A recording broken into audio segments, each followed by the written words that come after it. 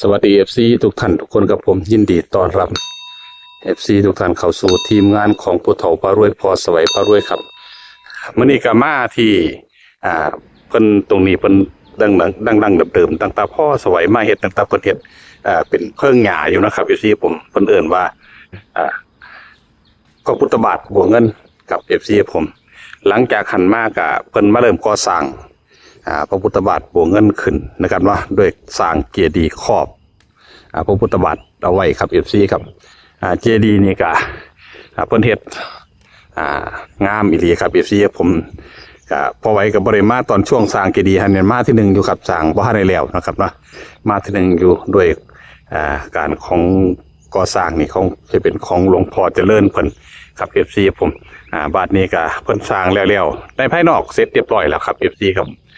ก็เห็นว่าเขามากราบไหว้นะครับเด้อกราบไหว้บูชาเนาะครับเนาะแล้วเพิ่นก็ได้สร้างปูเวทขึ้นใส่ด้านบนเอาไว้ทางข้างครับพอไว้เดียวสีผ้าเข้าไปกราบไหว้ขอพรอยู่ที่พระพุทธบาทบัวเงินครับพี่ผมบ่ได้นำธูปมาจุดกับพี่ผมธูปมันหาสื่อบ่ได้อันที่มีติดอยู่ของเก่าเจ้าของหันกะแห่งว่าเบิดนะครับเนาะเบิดพอดีก็เลยบ่มีแต่ว่าตัวเลขแนวทางสิได้ตัวใดหันเฮาค่อยเข้าไปหาเบิ่งครับคันเห็นตัวเลขก็ค่อยได้ครับเด้อคันบ่เห็นก็แสดงว่ามื้อนี้พอไหวพารวยผู้เฒ่าพารวยก็ได้มาพามาขอโชคขอลาภครับอยู่ที่ผมพามากราบไหว้ขอพรก็ว่าได้เนาะครับเนาะบรรยากาศเพิ่นบ่ทันได้เขียนชื่อไว้ครับอยู่ที่ผมหลวงพ่อเจริญเพิ่นก็มาเสียไปก่อนครับเนาะครับเนาะก็เลยได้ธุรกิจดีแต่ว่าภายนอกก็สีแล้วเสร็จแล้วครับแต่ภายในสิเป็นจังไดเดี๋ยวสิพา FC เข้าไปชมด้านในของพระพุทธบาทบัวเงินครับ FC ครับภายในก็บ่ทันได้แล้วครับเหลือบ่ทันได้แล้วนะครับเนาะก็เลยมาค่าไว้ก่อนแต่ว่าจะสิมีผู้ใดมาสานต่อบ่ของหลวงพ่อเพิ่นครับ FC ผมด้านในก็มีถูกเทียนมีของมีอย่างนั่นแหละครับมีก็มีผมว่ากราบไหว้ขออยู่ครับพี่เสียผมก่อนอื่นนะครับนะก็ในตั้งคำอธิษฐานขอก่อน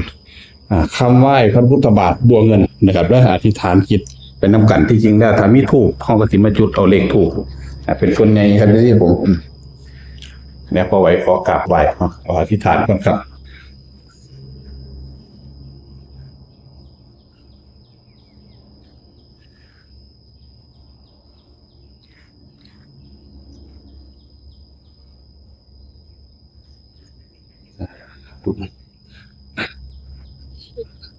FC กับอธิษฐานเป็นน้ำกัดครับ FC ครับอธิษฐานเป็นน้ำกัดแล้วกับสิผ้ายางหาตัวเลขคือว่าที่ได้ตัวเลขอยู่กับกระถางถูกนี่ก็ได้ครับ FC ครับผมแต่บ่มีถูกจุดนะครับเด้อนี่นะครับเนาะบ่มีถูกจุดที่ได้อยู่นำจังไดก็ค่อยหาไปก่อนครับเดี๋ยวกล่าวคำนะครับผมนะโมตัสสะภะคะวะโตอะระหะโตสัมมาสัมพุทธัสสะนะโมตัสสะภะคะวะโตอะระหะโตสัมมาสัมพุทธัสสะนะโมตัสสะภะคะวะโตอะระหะโตสัมมาสัมพุทธัสสะ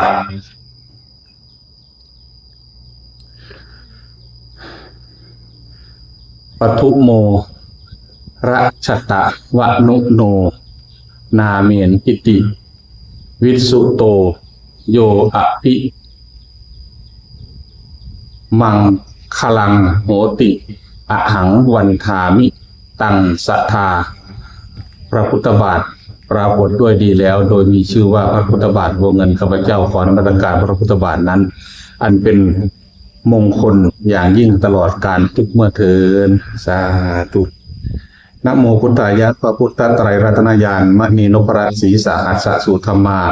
พุทโธธัมโมสังโฆยะถาพุทโมนะพุทธบูชาธรรมบูชาสังฆบูชาอัคคีธนังวรังคันทังศรีวลีจะมหาเถรังอหังวันทามิโทรโตอหังวันทามิธาตุโยอหังวันทามิสัพพโสพุทธธรรมสังฆปูเชมิสาธุเดชะบุญบารมีผู้ขาได้มากราบไหว้รอยพระพุทธบาทบัวเงินครั้งนี้ ขอบุญบารมีครั้งนี้จงบันดลบันดาลในผู้ขานี้พ้นจากวัฏฏะสงสารด้วยเถิดหากผู้ขายังเวียนว่ายตายเกิดอยู่ในวัฏฏะสงสารนี้ก็จะให้รุดจากทุกขติเลยสาธุมื้อนี้ผู้ขามาขอโชคลาภตัวเลขแนวทางงวดประจำวันที่1 กรกฎาคม 2569 นี้ขอให้ผู้ขาพบเจอเด้อตัวเลขเอาไปเป็นแนวทางให้กับ FC ทุกท่านทุกคนทุกท่านครับ FC กับผมอยู่ของแกจุดทูบแล้วเอาไว้กันที่ผ้ายางหา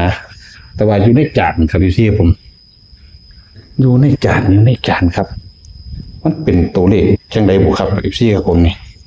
นะครับเนาะ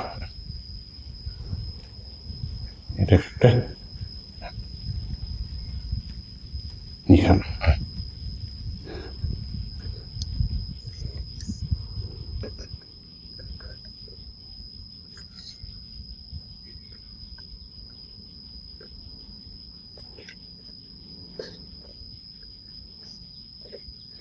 รู้สึกว่าสิเป็น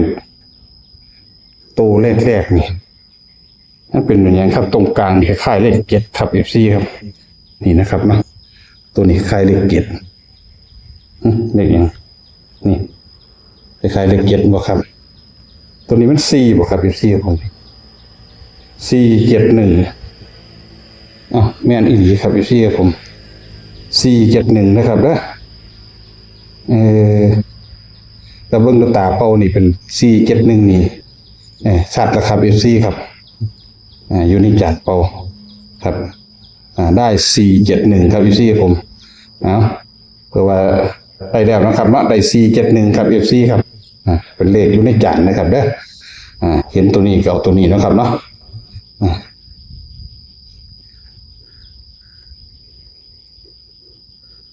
ครับก็ดีเป็นรอยพระพุทธบาทนะครับเนาะที่เพิ่นได้สร้างเจดีย์กวมเอาไว้ครับFC ครับผมแห่งว่าได้เห็นแล้วครับว่าพระพุทธบาทก็ได้แต่ส่วนตัวเลขก็เห็นอยู่ในจานนะครับ471นะครับเด้อเดี๋ยวสิลงตัวเลขร้อยขึ้นไว้ให้นะครับเนาะเดี๋ยวสิพาไปกราบไหว้ของปู่เวทก่อนครับ FC ครับครับหลังจากกราบไหว้ที่ขอโชคลาภอยู่ในพระพุทธบาทบวกเงินแล้วก็สิมาขอกราบไหว้ปู่เวทนะครับขอพรจากปู่เพิ่นนะครับส่วนตัวเลขแนวทางสิได้ตัวใดก็เห็นแล้วครับ FC ผมเห็นตัวเลขแล้วนะครับเนาะ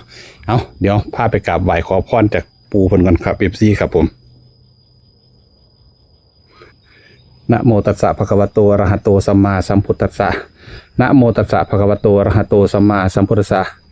นะโมตัสสะภะคะวะโตอะระหะโตสัมมาสัมพุทธัสสะ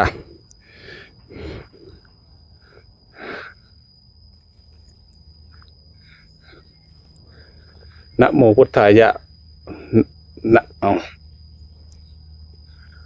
ปุตตะกาโมละเกปุตตังธนกาโมละเกทนังอธิกายเยกายะยายะเทวนังปิยตังสุตวา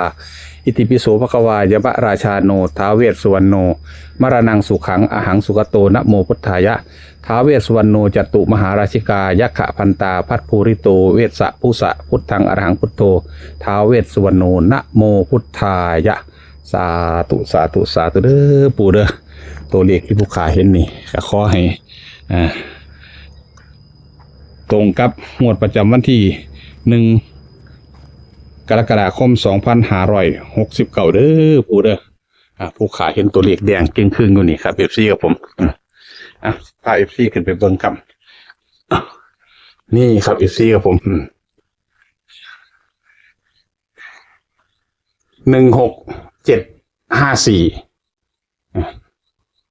ครับ FC ผม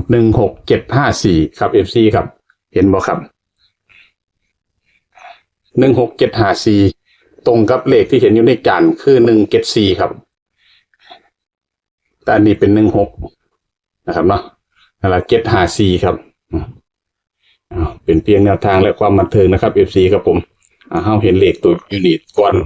ก็เอาตัวยูนิตแต่เลขอยู่ในจานทั้ง3ตัวคือ174อันนี้ก็มีคือกันครับมี174คือกันนะครับเนาะ